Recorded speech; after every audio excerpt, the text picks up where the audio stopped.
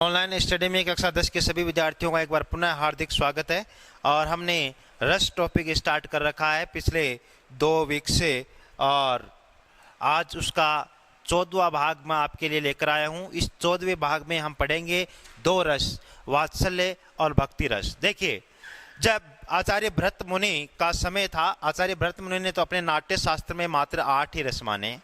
उसके बाद अन्य विद्वानों ने 9 रस माने हैं, लेकिन वर्तमान समय में रसों की संख्या 11 तक पहुंच गई, जिसमें 2 रस और शामिल हो गए, और वो हैं वात्सल्य और भक्ति रस। कुछ विद्वान इनको मात्र भाव मानते हैं, लेकिन वर्तमान समय में ये रस में काउंट हो चुके हैं। इस बात में कोई संदेह नहीं है, क्योंकि ये रस में काउंट नहीं होते तो आचार्य रामचंद्र शुक्ल अपने हिंदी साहित्य के इतिहास में ये नहीं कहते कि मैं सूरदास को वात्सल्य रस का सम्राट कहता हूं। अर्थात आचार्य रामचंद्र शुक्ल ने अपने हिंदी साहित्य के इतिहास में कवि सूर को वात्सल्य रस का सम्राट कहा है। इस कारण निश्चित तौर पर ये रस हैं, और निश्चित तौर पर हम इनको मन लगाकर पढ़ेंगे, और निश्चित तौर पर ये चाहे आरपीएससी के एग्जाम हो, चाहे सीबीएसई के एग्जाम हो, कोई भी एग्जाम हो, ये पूछे भी जाते हैं तो पूछे जाते हैं, नंबर आते हैं, तो कहीं ना कहीं रस है ही है। तो अपन पढ़ेंगे वात्सल्य रस।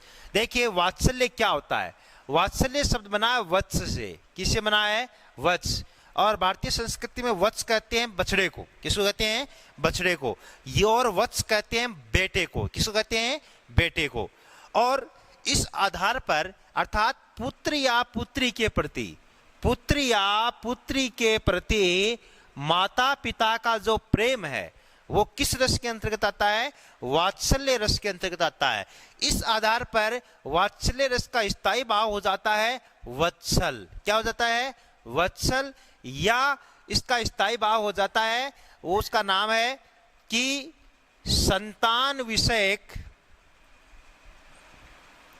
रति भाव। संतान विषयक रति, रति का मतलब है प्रेम। अपनी संतान के प्रति प्रेम का भाव है, वो इसका स्थायी भाव या वत्सल। होता कब है? माता पिता का अपने संतान के प्रति प्रेम वात्सल्य रस कहलाता है। हाँ, एग्जाम्पल ये लिखा है, माता पिता का संतान के प्रति स्नेह या वत्सल का भाव हो, वहां वात्सल्य रस होता है। उदाहरण देखते हैं। किलक अरे मैं नेक निहारूं, इन दांतों पर मोती वारूं, पानी भर आया फूलों के मुंह में आज सवेरे, हाँ गोपा का दूध जमा है राहुल मुख में तेरे।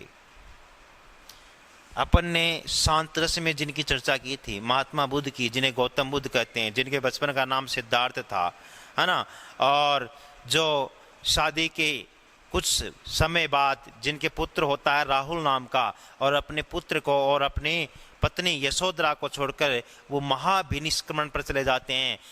अर्थात महात्मा बुद्ध के गलत त्याग को क्या कहा जाता है? महाभिनिष्क्रमण। और उनकी मृत्यु को कहा जाता है महापरिनिर्वाण। कब हुई थी? 583 ईस्वी पूर्व में हुई थी। समझ गए? अब देखिए क्या इसमें कहा है। राहुल यशोधरा के साथ है। यशोधरा लिखा किसने? मैं यह भी बता दूं आपको, यशोधरा एक खंड काव्य है, और इसको लिखा है राष्ट्र कवि मैथिली शरण गुप्त ने। किसने लिखा है? देश के पहले राष्ट्र कवि मैथिली शरण गुप्त ने लिखा है। यशोधरा खंड काव्य है। और अगर कभी आपको मौका मिले और साहित्य की ओर आप उन्मुख हो, तो यशोधरा जरूर पढ़ना, बहुत ज्ञानवान चीज है। और यशोधरा के साथ साथ मैं एक और सलाह देना चाहूंगा कि भारतीय तो हर भारतीय को पढ़नी चाहिए, जो मैथिली शरण गुप्त ने लिखी थी। कब? 1912 में। ये तो सभी को पढ़नी चाहिए। अपने देश से जुड़ेंगे आप, देश की प्राचीन संस्कृति से जुड़ेंगे आप। तो शुरू करते हैं। माता यशोधरा अपने पुत्र के बारे में कहती है, जब पुत्र के छोटे छोटे दांत निकल आए तो क्या कहती है? किलक अरे मैं नेक निहारूं। अर्थात किलक का मतलब है कि खुशी के मारे, अरे मैं तुझ पर न्योछावर हूं, तुझ पर वारी जाऊं, इन दांतों पर मोती वारूं। आज जो तेरे मुख में सुंदर सुंदर दांत दिख रहे हैं, ये जो दंतुरित मुस्कान है, इस दंतुरित मुस्कान पर मैं मोती न्योछावर करूं। पानी भर आया फूलों के मुंह में आज सवेरे। तेरी इस दंतुरित मुस्कान को देखकर, तेरे इन 2 दांतों को देखकर आज फूलों के भी मन में पानी भर आया। अर्थात वे भी तेरी इस मुस्कान को देखना चाहते हैं। हाँ गोपा का दूध जमा है राहुल मुख में तेरे, आज तो ऐसे लग रहा है जैसे गाय का दूध तेरे मुख में जम गया। अर्थात दांत कैसे हैं? सफेद सफेद है, और वे सफेद सफेद दांत ऐसे लग रहे हैं मानो मुख में दूध जमा हो। अर्थात बालक राहुल बहुत ही सुंदर प्रतीत हो रहा है। तो माता यशोदा का अपने पुत्र राहुल के प्रति प्रेम है। तो जो कुछ बातें इसमें बनती है, हाँ नीचे और है, लटपट चरण चाल अटपटे सी मनबाई है मेरे। अर्थात बालक राहुल लटपट अर्थात अटपटी चाल के साथ चलता है। तू मेरी अंगुली धर अथवा मैं तेरा कर धारूं। बालक से क्या कहती है? या तो तू मेरी अंगुली पकड़ या तू मुझे तेरा हाथ पकड़ा, इन दांतों पर मोती वारूं। बालक राहुल को कहती है कि ये सुंदर दांतों पर मैं मोती न्योछावर करूं। तो रस का नाम वात्सल्य, स्थायी भाव वत्सल, आश्रय माता यशोधरा, आलमन राहुल। किसको देखकर? राहुल को। या ये भी कह सकते हैं कि राहुल का मुख है, ये भी आप लिख सकते हैं। उद्दीपन राहुल के सुंदर दांत व अटपटी चाल, अनुभाव यशोधरा के प्रेम पूर्ण कथन, और संचारी भाव हर्ष और उत्सुकता इस प्रकार से हो जाएंगे। अगला उदाहरण पढ़ेंगे हम सुभद्रा कुमारी चौहान की कविता का है। देखते हैं क्या उदाहरण है। यस, सुभद्रा कुमारी चौहान ने लिखा है बचपन कविता में, उसको अपन पढ़ते हैं। और संभवतः आपने अपने बाल्यकाल में ये कविता पढ़ी होगी। आप जब 5वीं 6ठी 7वीं 8वीं क्लास में होंगे तब ये कविता लगभग पुस्तकों में आती है। मैं बचपन को बुला रही थी बोल उठी बिटिया मेरी। सुभद्रा कुमारी चौहान कह रही है कि मैं बचपन के दिनों में खो गई कि मेरा बचपन कैसा हुआ करता था। इतनी देर में मेरी बिटिया बोल गई। नंदन वन सी फूल उठी वह छोटी सी कुटिया मेरी। जैसे ही मेरी बेटी ने मुझे माँ कहा तो कवियत्री क्या कर रही है कि नंदन कुटिया सी फूल उठी वो कुटिया मेरी। अर्थात कि मान लो बहुत सुंदर वन, भगवान का वन है, वो एकदम खिलखिला उठा हो। माँ ओ कहकर बुला रही थी, मिट्टी खाकर आई थी, मुझे माँ कहकर बुला रही थी, और वो बाहर से मिट्टी खाकर आई थी। कुछ मुंह में कुछ लिए हाथ में मुझे खिलाने लाई थी। कुछ तो मुंह में थी और कुछ हाथ में ले आई कि थोड़ी बहुत मम्मी को भी खिला देंगे। छोटे बच्चों की मिट्टी खाने की बहुत मन में रहती है, आजकल ये मन में ही रह जाती है, पूरी नहीं हो रही है। क्यों? क्योंकि चारों ओर पक्के फर्श हो गए। बच्चा तरसता है मिट्टी में खेलने को, मिट्टी खाने को और मिट्टी के स्पर्श को। इसी कारण इस मिट्टी से अब वो रत्न पैदा नहीं हो रहे जिन पर गर्व किया जा सके। भारती जैसे रत्न पैदा नहीं हो रहे, और भारत जो विश्व गुरु था वैसे विद्वान पैदा नहीं हो रहे, क्योंकि मिट्टी से बच्चों को अपन दूर रखते हैं। देश की मिट्टी से मिट्टी तो लगनी चाहिए। क्या कर रही है कवित्री? कुछ मुंह में कुछ लिए हाथ में कुछ खिलाने लाई थी, पुलक रहे थे अंग दृगों में कौतूहल था छलक रहा।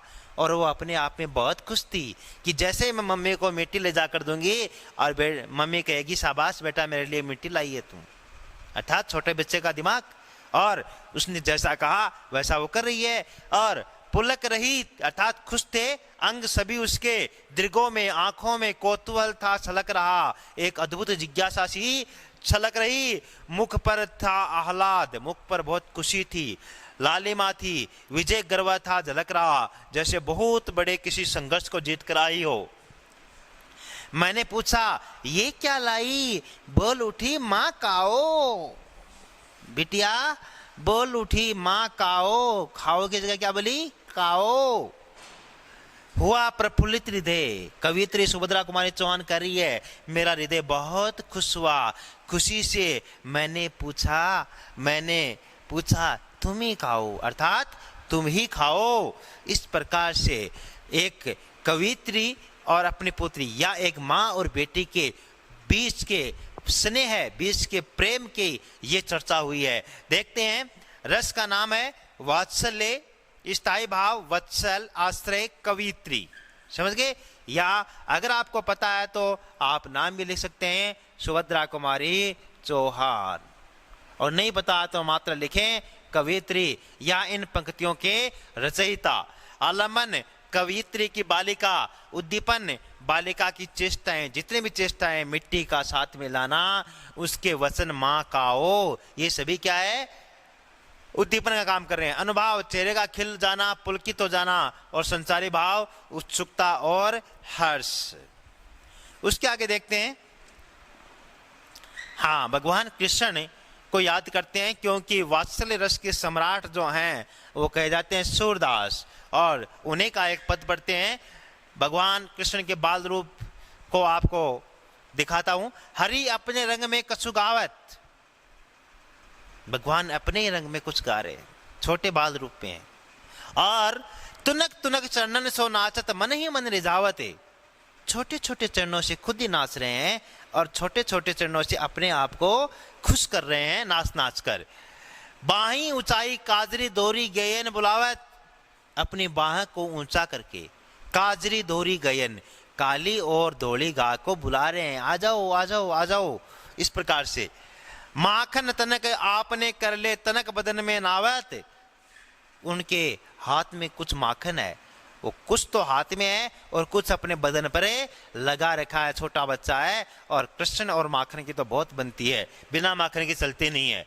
कबहू चिते प्रतिबंब खम्भ में लवनी लिए खावत, और कभी बालक श्री कृष्ण को एक पिलर में, एक खंबे में क्या नजर आती है, अपनी प्रतिमा नजर आ रही है। तो बालक कृष्ण सोच रहा है कि यहाँ दूसरा बालक है, तो खंबे वाले बालक को क्या कहता है, ले थोड़ा माखन खा ले। क्या यहाँ क्या लिखा है, कबहू चिते प्रतिबिंब खंबे, अपना ही प्रतिबिंब खंबे में देखता है, लवने लिए खुआवत, और उसे भी थोड़ा माखन खिलाना चाहता है। दूर ही देखत सुमति, माता यशोदा ये लीला दूर से देख रही है, हर की आनंद बढ़ावत है, और अपने ही आनंद को बढ़ा रही है। तो माता यशोदा और कृष्ण के प्रेम का वर्णन यहाँ पर, अर्थात वात्सल्य का वर्णन यहाँ पर भगवान सूरदास ने किया है, संत सूरदास ने किया है। देखते हैं, रस का नाम वात्सल्य, स्थायी भाव वत्सल, आश्रय यशोदा, रस मिल किसको रहा है, माता यशोदा को, आलम्बन बालक कृष्ण, उद्दीपन कृष्ण का गाना, नाचना, गायों को बुलाना, ये रस को बढ़ा रहे हैं माता यशोदा के। प्रतिबिंब को माखन खिलाना, अनुभव यशोदा का छिपकर देखना, अनुभव हो जाएगा, शारीरिक क्रिया हो जाएगी। आगे देखते हैं, संचारी भाव हर्ष और उत्सुकता था उसमें। भक्ति रस पढ़ते हैं। अब भक्ति रस का स्थायी भाव ईश्वर विषयक रति, अर्थात भगवान से प्रेम करना, अपना सब कुछ ईश्वर को समर्पण करना ही भक्ति है। मेरा तन अर्पण मेरा मन अर्पण क्या लागे मेरा, आरती में सुना होगा आपने कि मेरा तन मन धन सब कुछ तुझे अर्पण है। जो सब कुछ तेरा ही था, मेरा तो था भी नहीं, मैं तो एक निमित्त मात्र था, सब कुछ तेरा था, सब कुछ तुझे ही समर्पित है। हे भगवान, तूने हमें मनुष्य योनि में जन्म दिया, इसके लिए आपका बारंबार बारंबार कोटि कोटि धन्यवाद।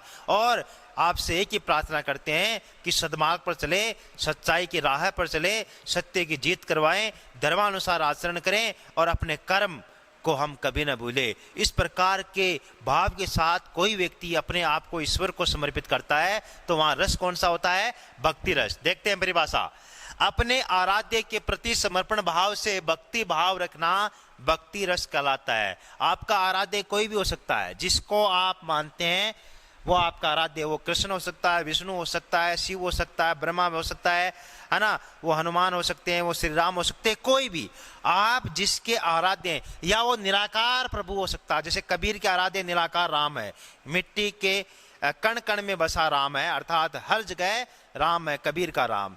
तो चाहे वो निर्गुण है चाहे वो सगुण है, भक्ति दोनों में ही है। अपने आराध्य के प्रति समर्पण भाव से भक्ति भाव रखना भक्ति रस कहलाता है। इसमें आलम्बन इष्ट देव या इष्ट देवी होता है।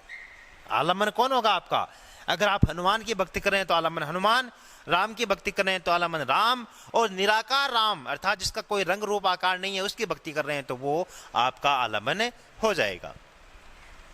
उदाहरण देखते हैं, जा को हरि दृढ़ करी अंग कर्यो, सोई सुशील पुनित वेद विद विद्या गुणनी बर्यो, उत्पत्ति पांडु सुतन की करनी सुनी सतपंथ डरियो ते प्रलोक के पूज्य पावन जस सुनी सुनी लोक तरियो जो निज धर्म वेद बोधित सो करत न कछु विसरियो बिनु अवगुण कृक्लास को मंजित कर गही उदरियो। अर्थात यहाँ पर भगवान श्री राम की महिमा का वर्णन किया गया है और कवि ने कहा है कि जाको हरि दृढ़ करी अंग करो। जिसने भी भगवान की भक्ति को दृढ़ता से पकड़ लिया सोई सुशील, वह एकदम सुशील का मतलब है अच्छे आचरण वाला, पुनीत पावन बन जाता है, वेदों का ज्ञाता बन जाता है, विद्या गुणिनी विद्या का और विद्यावान बन जाता है, गुणीमान बन जाता है। उत्पत्ति पांडु सूतन की करनी सुनी सतपथ डरियो, वह भगवान जिसने पांडवों की उत्पत्ति की और पांडवों को राह दिखाई और पांडवों को विजय प्रदान करवाई। ते प्रलोक के पूज्य जो तीनों त्रिलोक्य, यहाँ क्या लिखा है त्रिलोक्य, जो तीनों लोकों में पूज्य हैं, जो पावन हैं, पुनीत हैं, पवित्र हैं, जैसे सुनी सुनी लोक तरियो, जिनके यश को सुन सुनकर कई लोग मोक्ष को प्राप्त हो गए और मृत्यु के बाद जन्म मरण के चक्कर से जो मुक्त हो गए। जो निज धर्म वेद बोधित सो करत न कछु विसरियो, जो व्यक्ति अपने ही धर्म पर टिका हुआ है और साथ ही साथ भगवान श्री राम की भक्ति करता है और मर्यादा पुरुषोत्तम भगवान श्री राम को अपना आराध्य समझता है, उसके लिए कुछ भी इस संसार में असंभव नहीं है। बिनु अवगुण कृक्लास को मंजित कर गई उदयो, कि बिना अवगुण के भी, और अर्थात अगर आप में अवगुण है, अगर आप अवगुण रहित हैं तो आपका उद्धार है वो भगवान श्री राम कर सकते हैं। तो रस का नाम हो जाएगा भक्ति रस, स्थायी भाव, भगवत विषय गति, आश्रय स्वयं कवि, आलम्बन श्री राम। भक्ति किसकी हो रही है? श्री राम की। उद्दीपन श्री राम के दयालुता, अनुभाव श्री राम की महिमा का वर्णन और संचारी भाव हर्ष और स्मृति। आगे देखते हैं अन्य कोई उदाहरण है तो। Yes, complete. तो इस प्रकार से उदाहरण है क्या कोई और? नहीं है। हाँ, इस प्रकार से हमने इस वीडियो में वात्सल्य रस और भक्ति रस दोनों को अच्छी तरीके से पढ़ा है, समझा है, जाना है। और आज 14वें भाग में हमारा रस कंप्लीट हुआ। ये कैसा है? वर्णनात्मक सीरीज है, डिस्क्रिप्टिव सीरीज है। मैंने एक एक शब्द की, एक एक अक्षर की व्याख्या करके बताया है, इसी कारण ये 14 भागों में डिवाइड हुआ है। और अगर ये ऑफलाइन क्लासेज होती तो भी 10 पीरियड आपके लगते, अब ये 14 में आ गया है। तो कहने का अर्थ यह है कि पूर्ण निष्ठा के साथ, समर्पण भाव के साथ मैंने आपको समझाने का प्रयास किया है। और जितनी मेहनत मैंने की है उससे अगर आप आधी मेहनत भी कर लेंगे तो संभवतः है आपकी नैया पार हो जाएगी, ऐसा मेरा विश्वास है। और अगली जो सीरीज हमारी शुरू होगी वो सीरीज शुरू होगी किसकी? ऑब्जेक्टिव टाइप क्वेश्चंस की। ये था डिस्क्रिप्टिव टाइप क्वेश्चंस। अब मैं 5-6 वीडियो आपके लिए लेकर आऊँगा MCQs, मल्टीपल चॉइस क्वेश्चंस के, क्योंकि इस बार एग्जाम में मल्टीपल चॉइस क्वेश्चंस ही आने वाले हैं और उन्हीं को आपको सोल्व करना है। तो किस प्रकार के MCQs रस से संबंधित बनेंगे, वे संभावित प्रश्न लेकर मैं आपके लिए लेकर आ रहा हूं। कल तैयार रहेगा, समय वही 5 बजे सुबह का। और अपन इस प्रकार से जैसे आगे बढ़ रहे हैं वैसे बढ़ते रहें तो निष्कर्षतः हमारा सारांश ये निकलेगा कि कहीं न कहीं हम 95% या 100% के आसपास अपने आप को खड़ा पाएंगे। उम्मीद करता हूं कि रस के सभी भाग आपके समझ में आए हैं, और नहीं आए हैं तो किसी प्रकार की समस्या के लिए आपका स्वागत है। आज के लिए बस इतना ही। धन्यवाद।